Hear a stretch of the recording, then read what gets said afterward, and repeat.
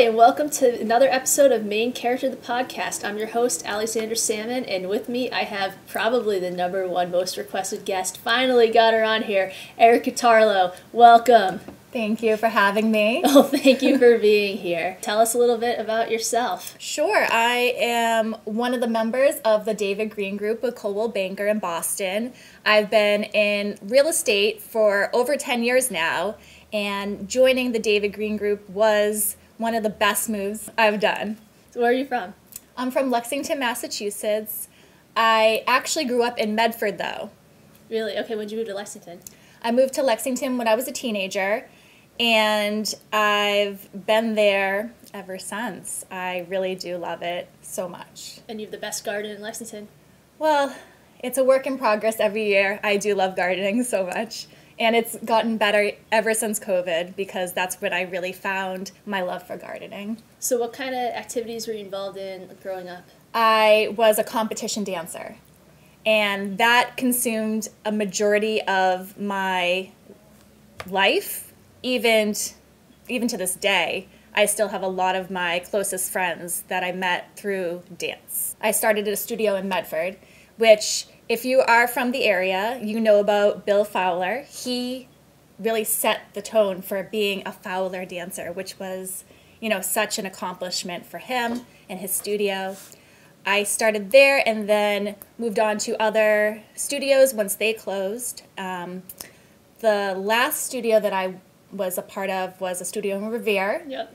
And from there, I've really made lasting friendships. I know you still talk to these girls. Yeah, I do. I have a huge dance community, and that brought me to a professional point when I was one of the few that was on the Patriots. I was a cheerleader for the New England Patriots after I danced for many years.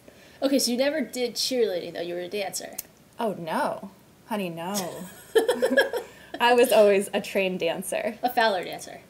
Oh, yes. If you look it up, we have a Facebook group. It says, seriously? oh yeah, no, there's still a Facebook group. It says, oh no, I danced for Mr. Bill. Okay, so what does it mean to be a Fowler dancer? Now I'm curious. It was just such a great community. So many people, not only from Medford, but surrounding areas. And we were championship dancers. Did you travel all over the country to compete?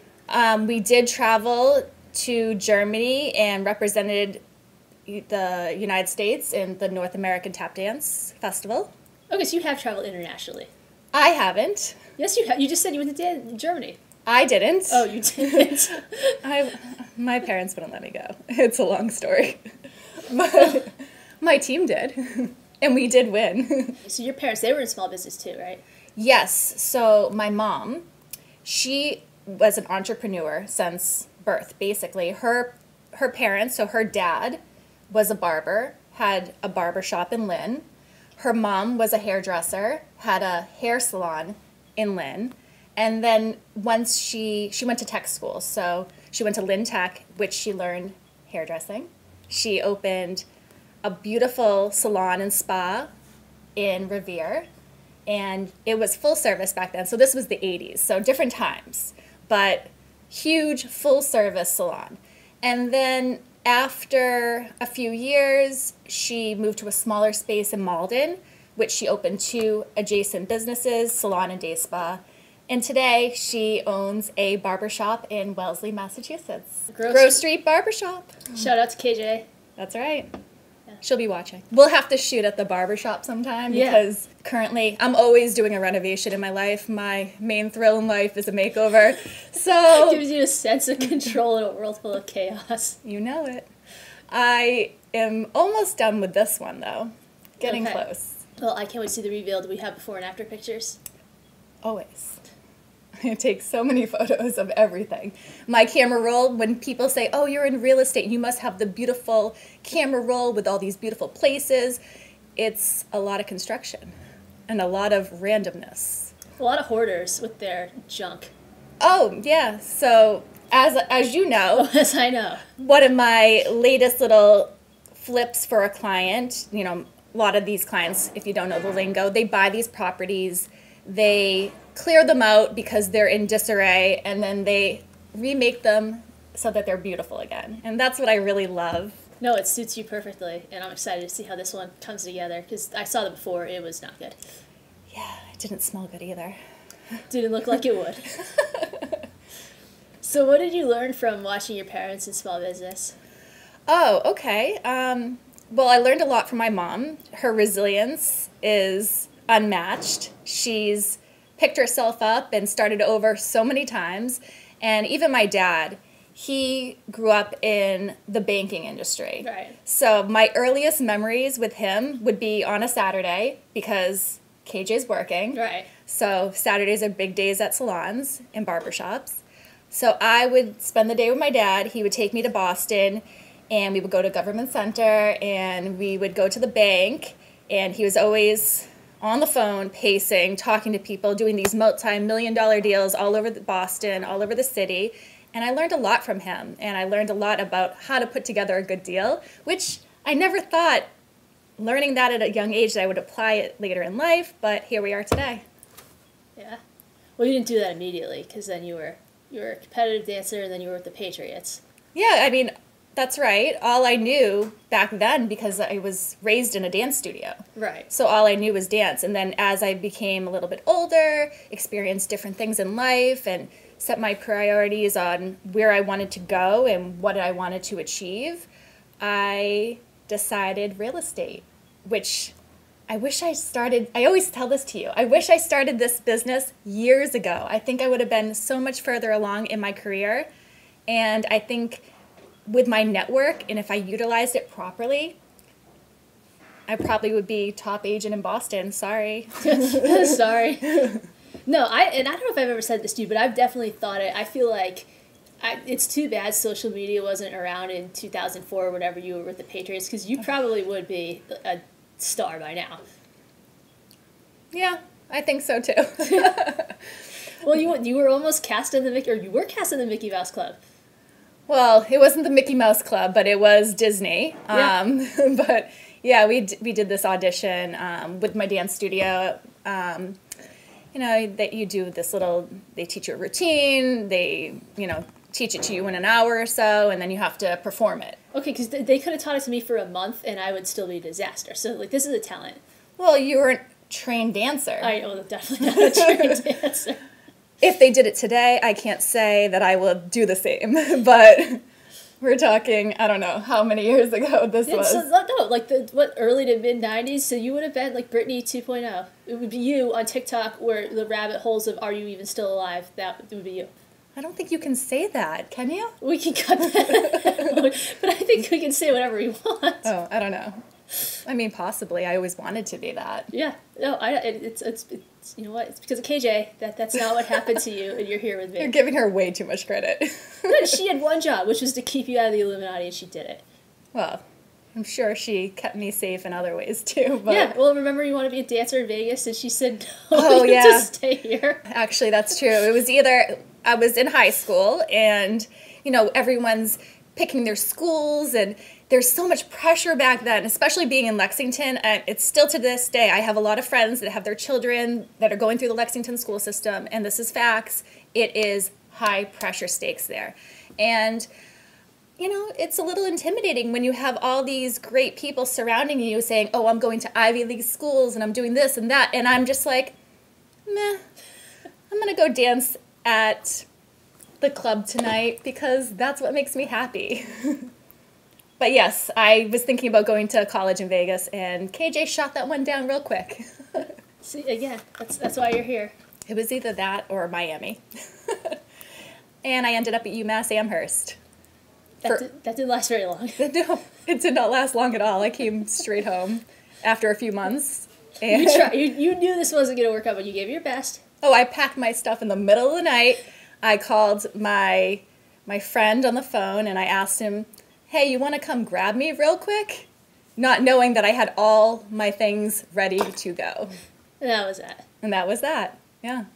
I actually transferred to Middlesex Community College. I took some courses while I was working. I was always a workaholic. I mean, I guess I got that from my parents, nonstop, always okay, crossing things off the list, what's next? And that was how I got this drive to be in this crazy world of real estate. Yeah. Okay, so how'd you get on the Patriots squad? Because that's like, if people don't know, it's really hard and very competitive, and a lot of people want to do it. Not a lot of people get to. And the woman who ran the program at the time was like, really no nonsense, like very accomplished, but very no nonsense. Yes. So it's interesting, actually, since I was never a cheerleader and we were not a winning team. The Patriots were losers. For like most of our early lives. People forget this. They think, oh, you're so lucky, you're so spoiled. No. It was like doom and gloom, and I never thought it would change. I was like, okay, well, we're just cursed losers forever. That's so negative. Well, just think about how many times they would just like snatch defeat from the jaws of victory. It wasn't like, oh, they just had a losing season and they weren't going to make the playoffs and you just knew. It was like, no, they're going to rip your heart out of your chest still beating, like guaranteed. It's funny because I never even went to a Patriots game before I was cast as a cheerleader. No kidding. And when I went, well, how I got there actually was my dance teacher. She had a previous student that was a cheerleader, and she said to me, because, you know, when you're going through this whole, you're 18 years old, you're trying to figure out, you know, graduating from high school, what do we do next? She said, hey, why don't you just audition for the Patriots? I think that will kickstart your dance career. I was like, okay, I guess so. So where were the auditions? So it was before the new stadium was there.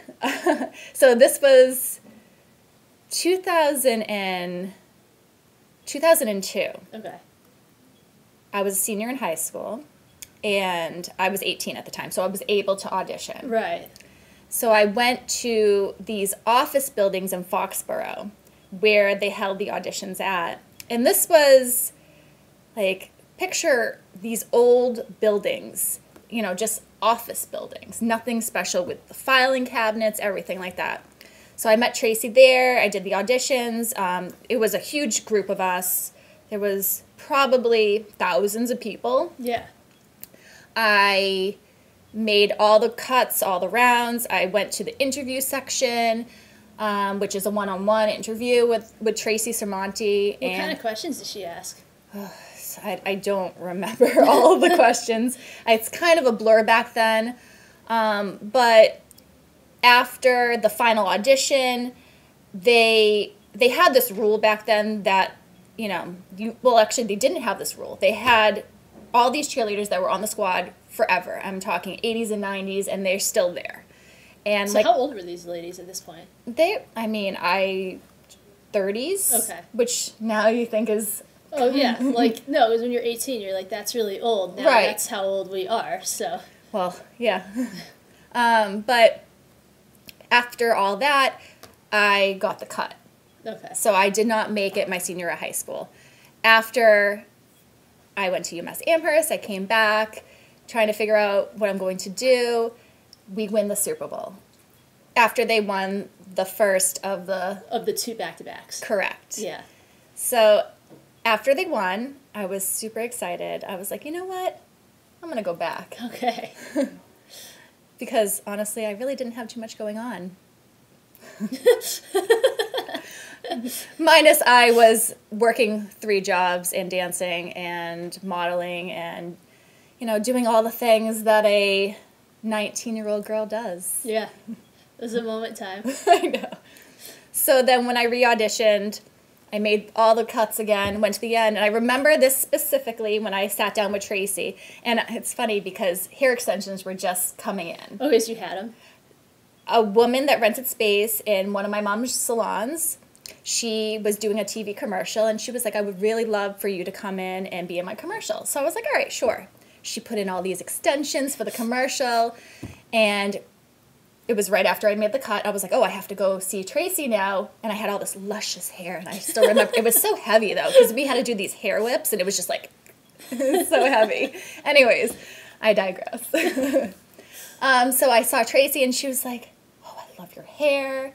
And I was like, well, actually, these are a little extension action going on here, which she loved. And I was like, you know, we've met before. So I had to reintroduce myself to her, and that's when she was like, okay. And she always remembered, and in line for the final audition, I would say the back line, because I'm a T, Tarlow.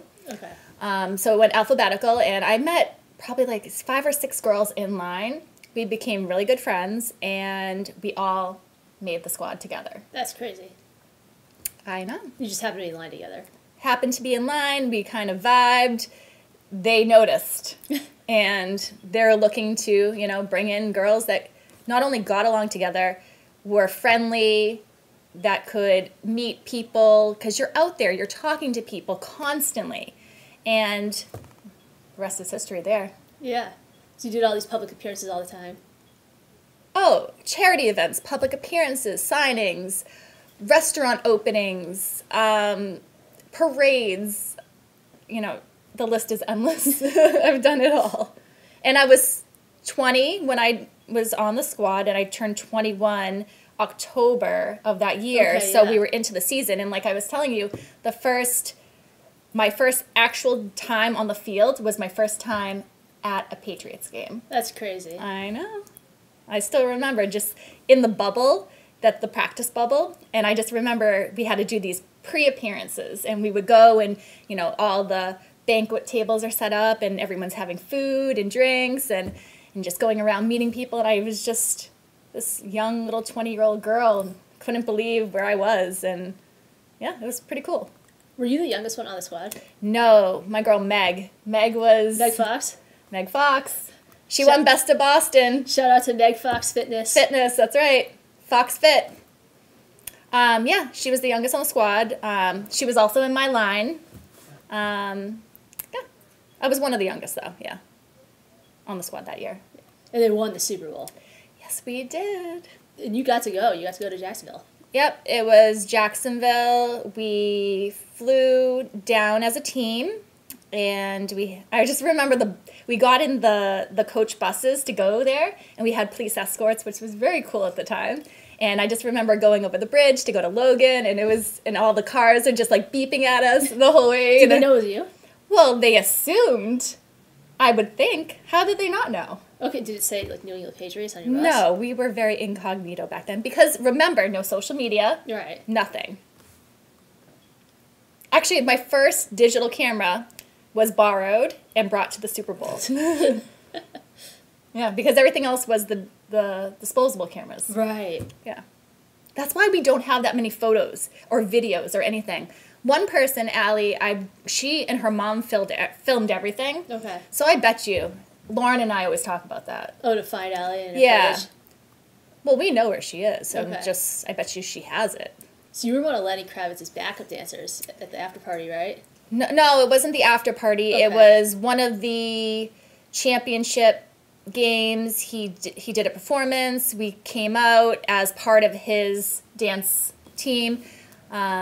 Same thing with Toby Keith. He did a video. It was this dance video. It was something to do with a cheerleader. I forget what it was. And we went out and we performed with him at his concert. And R.I.P. yeah, it was so much fun. Lenny Kravitz. Yeah. Oh, yes. So sexy. Well, my mom has always loved him. I don't know if she knows the story, but when she sees this part, she'll be jealous. Oh, tell Holly. I was definitely excited to see him. Yeah. That's really cool. Yeah. And that's like, I mean, I bet it was a lot better without social media because I think you're always, you know that whatever you're doing could be watched, so I'm sure it's different, but I wish there was footage of this. Well, we didn't know what social media was. It wasn't Yeah, a it didn't thing. exist. So to say that, we would have utilized it in a different way, I don't know if we would have because we didn't have it. And Tracy always had us under wraps. She never wanted us to tell people we were cheerleaders. She never wanted us to, take photos in our uniforms unless we were representing the Patriots at an event. We were to be like incognito. Okay, so when you just met people in your day-to-day life, you couldn't tell them what you were We doing? weren't supposed to, yeah. But you did. You weren't supposed to. I might have gotten out of a couple speeding tickets. She used to tell us, put your pom-poms in your trunk so nobody sees them because she was scared. I mean, think about it. We're leaving the stadium late at night, walking to the parking lot. No, Anyone yeah, could be she's right, waiting yeah. for us, especially after these events, different things at night. I remember I locked my keys in my car going to a signing one night. And it was at a bar, which often they were. And one of the other girls had left because I said, I'm a strong girl. I'm like, yeah, I'm good. Fine. I'll walk to my car. I'm good. And then I get there and I'm like, uh-oh. Oh, no. So I might have had to tell someone, please help me. I'm a stranded cheerleader. And you and those girls are still, like, the friendships are strong. You guys are all in touch, basically. Yeah, I mean, over the years, as any 20-something-year-old does, you lose touch with people, you go through changes, different life experiences, and, those friendships will always remain. As soon as I see one of them, we pick up right where we left off. It's pretty crazy to say, we've all stayed in touch because of social media now. Yeah, exactly. And then a few that I see all the time. Right. All right, so what did you do after the Patriots? After the Patriots, I ended up going back to college a few years later. I was really interested in fashion, which I've always been very interested in fashion. And maybe I thought I was going to be a buyer for a fashion house or something. And I went to Fisher College in Back Bay. I had some really great mentors and teachers there who helped me, really figure out where I wanted to set my careers and my sights on. So after I graduated from there, now we're flashing forward, oh my goodness, 2009. And I decided most of the fashion positions for a buyer, if you're not working at TJX, which is the main place here if you're going to stay local. Right. Framingham. Oh, yeah. Exactly. That was not where I wanted to be, so you would have to move to either New York or you would have to go West Coast somewhere or even, out of the country. Right. That was not what I was going to do.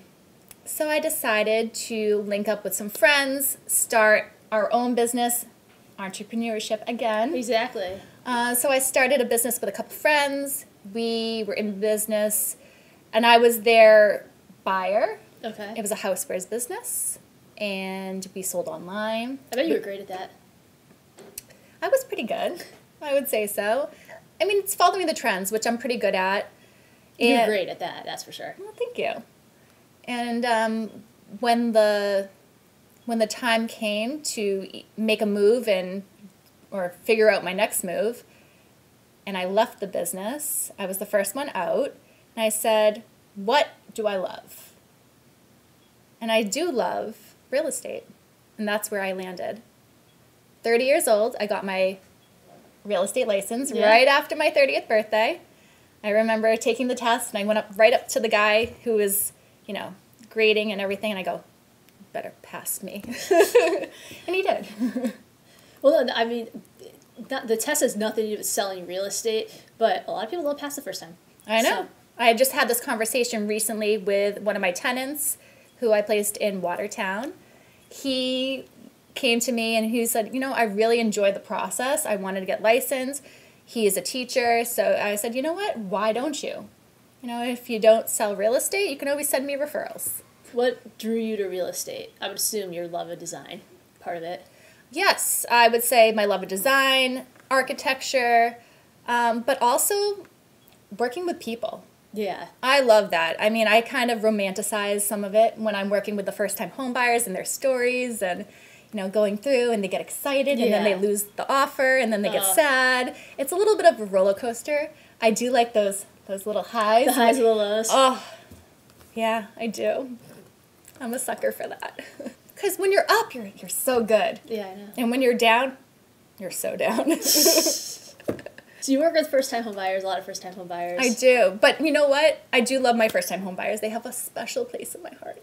But my favorite thing of all time is working with developers and investors because I get to be more creative with them. It comes down to dollars and cents. Right, it's not emotional. It's not emotional. Do the numbers work or not? Does it work? Exactly. Can we make some money somehow, whether you're going to, renovate it and flip it like we were talking before, or you're going to hold it and rent it out? Either way, I don't know. I like the excitement. I really do. And then once they flip, usually you can be at least consulted on the design process. And Yes. that's where you really shine. Oh, I did this beautiful condo conversion in Somerville in Davis Square. Yep. David and I partnered up. Yep. Shout out David Green. Right here. That's right. We created a beautiful, beautiful home. And I want to do more of that. I think that's where I really shine. Yeah, no, I would agree. Thanks. So what do you love about real estate other than all of that? Other than all of that, what do I love? I love that every single day is not the same. I worked in an office before, so I would say, actually, my first job out of college, I worked for a telecom company, and I was an admin there, and actually, that's how, funny that you say that, because that's how I got into real estate before I started the business with my friends. No kidding. I went there thinking that I was going to do leases and rentals and things like that, and because what they were doing at this company is they were leasing out rooftop spaces for the installation satellite dishes. Okay. So I handled all the leases for these rooftop installations all over Massachusetts. I wasn't writing the leases, but I was making sure that everything was in place and executed because I was an admin then. Right. But I guess that's how I learned leases. Leases are tough. Leases are so tough. But it's personal. I love working with other people. And I think, being a social person Yeah. helps. Well, then you're really good at navigating difficult situations. Yeah, I'm pretty calm. Well, I'll call you about stuff and be like, oh my God, can you believe this? You're like, yeah. Yes, I've seen a lot of things. I was joking with one of my lenders the other day. Because, all right, did you watch the Oscars?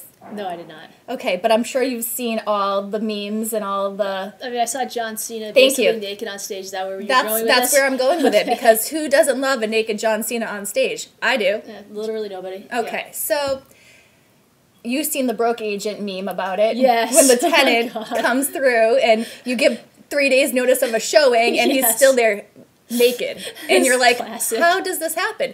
Well, it happens all the time. So Yep. one of my lender friends and I were just laughing about this because, well, one of his other clients walked in on someone doing the same thing. Oh, wow. Yeah. And a few other extracurricular activities. One could imagine. This does happen probably more often than people The think. stories alone, the things that we see.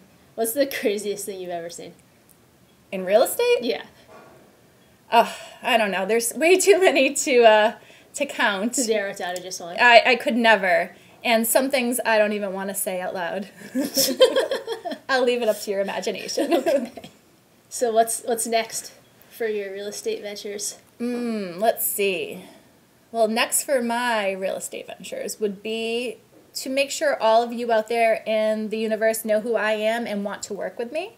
And I want to, introduce myself to a whole new audience of people that really wouldn't know me otherwise. Yeah. Well, they're missing out, so. You heard it first. Those who know you and those who don't, where can they find you on the socials? Oh, you can find me everywhere on the socials. Erika Tarlow on LinkedIn, ET Sold Home on Instagram, Erika.Laurent on Instagram. Yep. Or you can find me in Wellesley at Grove Street Barbershop. I'm there throughout the week sometimes. I pop in, talk to people about real estate while they're held captive in that barber chair. Talk about glory days on the field sometimes. Sometimes. Sometimes. Well, Erika, thank you for coming on. Thank you for having me. Well, you'll have to come back. You know it. All right. I'm Alexander Salmon. Thank you for watching Main Character of the Podcast.